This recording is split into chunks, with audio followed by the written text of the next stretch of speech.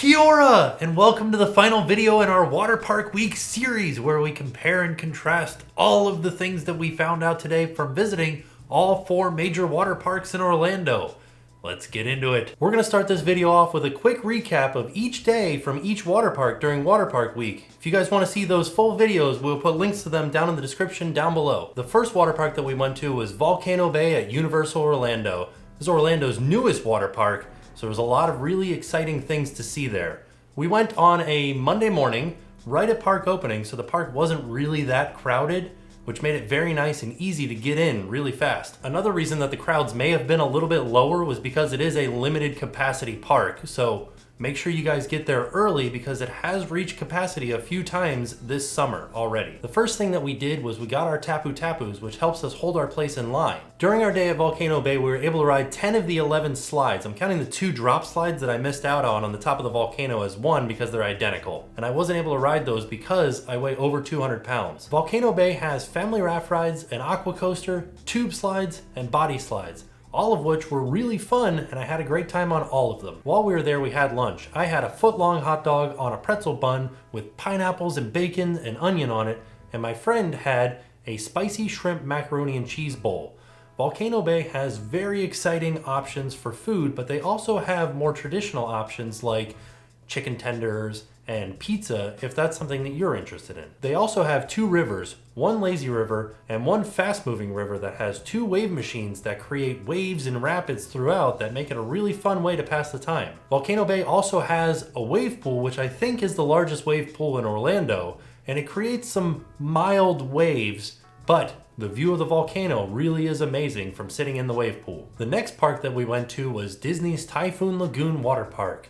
We went right at park opening, and the crowd levels were really low. Because of this, we were able to ride all 7 of the slides in about an hour and a half, which include body slides, family raft rides, an aqua coaster, and tube slides. But I do have to admit, they were not as thrilling as some of the other parks in Orlando. I wasn't too excited with the food options at Typhoon Lagoon. I just ended up getting what was called an island burger, which was just a burger with pulled barbecue pork on it and a piece of pineapple. After lunch, we were able to get into the lazy river, which is very slow moving and very shallow, and into the wave pool, which is a very exciting wave pool that has the ability to produce larger waves. On the 3rd day of Water Park Week, we went to Aquatica by SeaWorld. We got there right at park opening. We were able to do 7 of the 8 slides at Aquatica, which include family raft rides, body slides, and tube slides. There is no aqua coaster at Aquatica. The only reason that we weren't able to do all 8 slides is because one of them was a family raft ride that required more than 1 person, and I was there by myself, so I couldn't go on it. One of the things that was kind of discouraging about Aquatica was the fact that we couldn't use our GoPro on all of the slides, but we did experience all of them. For lunch at Aquatica, they had a lot of options from grab and go all the way down to just burgers. And that's what I ended up getting. I ended up getting a bacon double cheeseburger, which turned out to be one of my favorite things from this week. After lunch, we got to experience both of their wave pools, one of which is a little bit shallower. Both have the same erratic waves, and both of their lazy rivers. One of their lazy rivers is very fast moving, however it doesn't have a lot of waves and rapids like Volcano Bay's does. One of the things that sets Aquatica apart from the other parks in Orlando is that you can buy a quick queue. Quick queue gets you to the front of the line at all but 2 of the slides at Aquatica. On the 4th day of Water Park Week, we went to Disney's Blizzard Beach. We got there right at park opening and the crowd level was pretty high. Because of that, there was long waits for all of the slides, but we were able to get on 6 of them. There are 7 attractions total, which include family raft rides, tube slides, and body slides. However, one area of tube slides was closed for refurbishment and has been for all of 2017. Just like Typhoon Lagoon, I was not real impressed with the selection of food at Blizzard Beach. I ended up getting the Blizzard Cheddar Burger, which was a burger that has guacamole and barbecue sauce on it.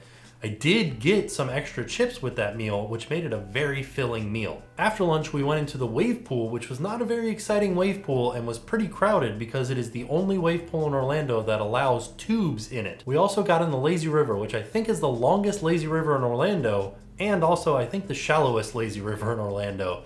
One thing to note, if you go into the lazy river, because of the ice theme throughout the park, the water that drips out of the rockwork is ice cold.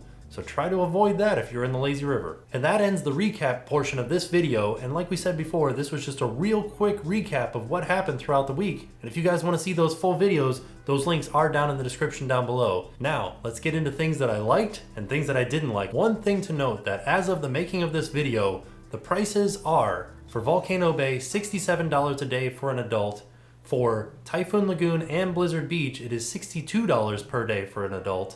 And for Aquatica, it's $49 if you buy any more than 1 day in advance, but if you buy day of, it is $59. Please keep in mind that these prices could change at any moment, and that's just what they are today for us. So we'll start off with my favorite body slide. My favorite body slide of the week was actually a really interesting one because it was the purple slide at Ehu's Breakaway Falls. There are 4 slides at Ehu's Breakaway Falls, and 3 of them have the capsules where the floor drops out from underneath you. And those 3 were not my favorite.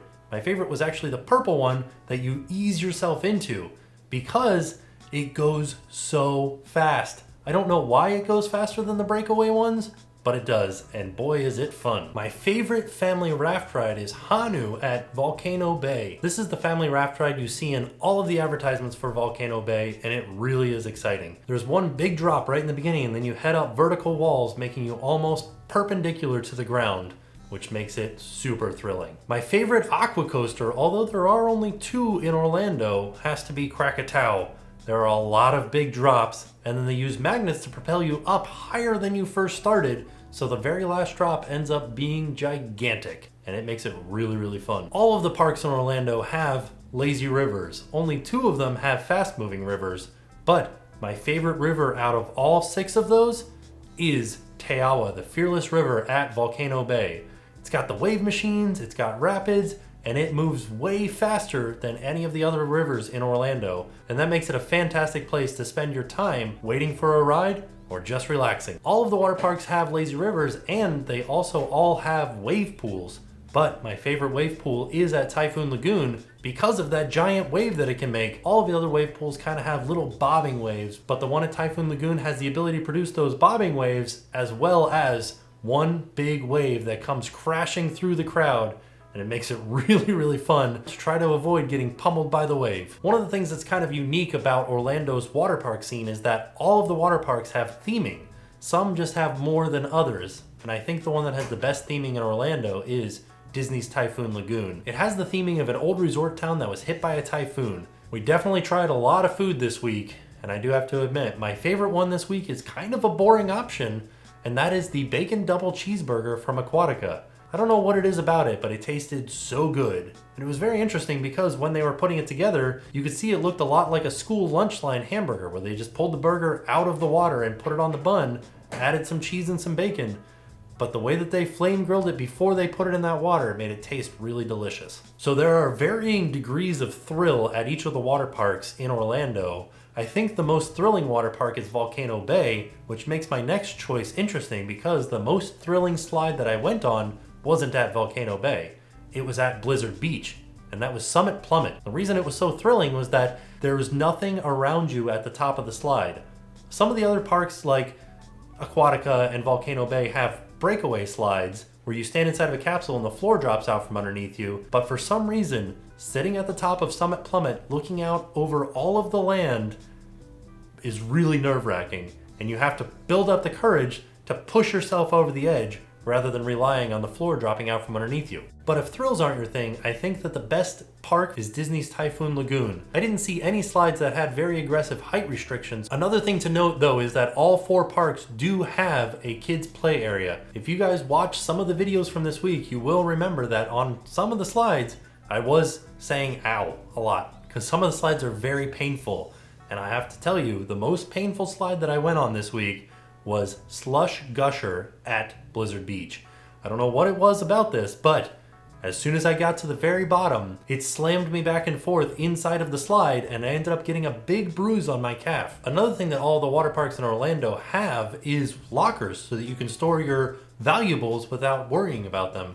I think the best locker system in all of Orlando is the system at Volcano Bay because the other 3 parks actually have all of the same lockers where you have to remember your locker number and a 4-digit code that you pick when renting the locker, And Volcano Bay, all you have to do is remember the general area of your locker, and you use your Tapu Tapu to open up the locker, and as soon as you tap it, the locker pops open. So you don't really have to remember what locker number you have. You should, but you don't really have to. In my opinion, the best beach area at any water park in Orlando is the beach area at Volcano Bay.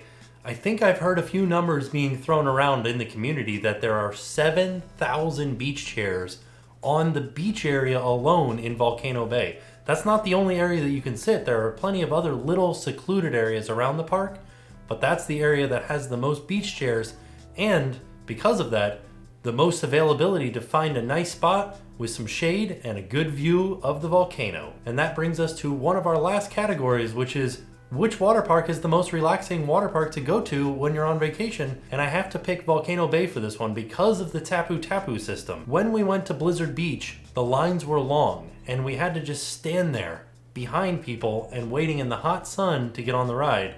For Volcano Bay, you tap at the ride entrance and you get a return time. So you can spend that time relaxing in the shade, sitting in the wave pool, sitting in either of the two lazy rivers, eating lunch, or exploring some of the merchandise options at Volcano Bay, and that really helped with a relaxed atmosphere of the park. And if you add up all of my favorites, I have to admit, that puts Volcano Bay at the top for me personally. Everybody's opinion may vary here and there depending on what you're looking for in a water park, but as far as it goes for me, Volcano Bay takes the cake. I hope that I was able to answer some of the questions that you guys had, and hopefully I was able to help you determine what water park is best for your needs based on my personal experience, but I hope that I was able to help out at least a little bit. I'm not saying that Volcano Bay wins in everybody's book though. So I encourage you guys to go out and explore the water parks and experience them all for yourselves. And with that being said, I am off, so I will see you guys tomorrow. And now it's time to pay the price.